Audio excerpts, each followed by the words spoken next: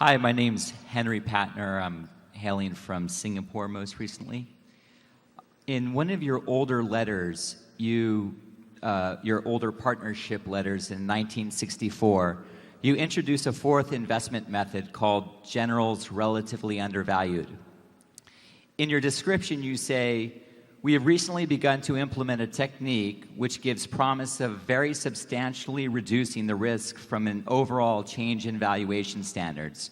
We buy something at 12 times earnings when comparables or poorer quality companies sell at 20 times earnings, but then a major revaluation takes place so that the latter only sell at 10 times. Is this technique pair trading? And if so, how did you think about and calculate the ratio of longs to shorts?" Yeah, I didn't remember we started as early as 64, but certainly in the 60s we did some of what in a very general way would be called pair trading now, which is a technique that's used by a number of hedge funds and perhaps others that go long one security and short another, and often they try to keep them in the same industry or something. They say that British Petroleum is relatively attractive compared to Chevron or vice versa, so they long one and short the other. And actually that technique was employed first by Ben Graham in the mid-1920s when he had a hedge fund. Oftentimes, I read articles all the time that credit A.W. Jones with originating the hedge fund concept in the late 40s. But Ben Graham had one in the mid-1920s, and he actually engaged in pairs trading. And he found out it worked very modestly well, because he was right about 4 times out of 5, but the time he was wrong tended to kill him on the other 4. We shorted out the general market for about 5 years in the partnership to a degree. We borrowed stocks directly from some major universities. I think we were probably quite early in that. We went to Columbia and Harvard and Chicago and different places and actually arranged for direct borrowing.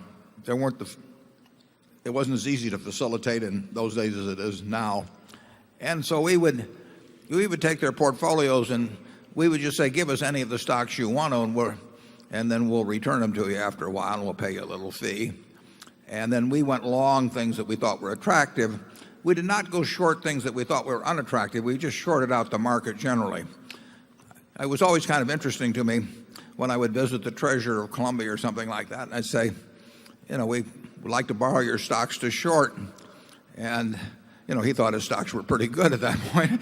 And he'd say, "Well, which ones do you want?" And I said, "Just give me any of them.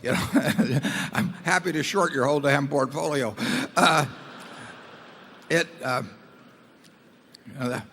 I needed the Dale Carnegie course to get me through that kind of thing.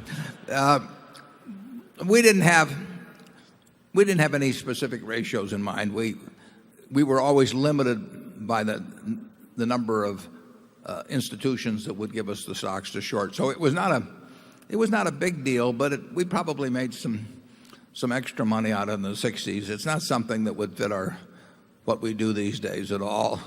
And generally speaking, I think if you got some very good ideas on businesses that are undervalued, it's really unnecessary to do any shorting out of the market. For those of you who are in the field, I mean, there's a kind of a popular proposal. Money managers always have some popular proposal that's being sold to the potential investors, and now there's something called 130-30, where you're long 130% and long short 30%. That stuff's all basically a bunch of stuff just to try and sell you the idea of the day. It doesn't really have any great statistical merit, but the fish bite, as Charlie says. And Charlie can elaborate on that. Yeah, we made our money by being long some wonderful businesses. We didn't make it by a long short strategy. Number 3.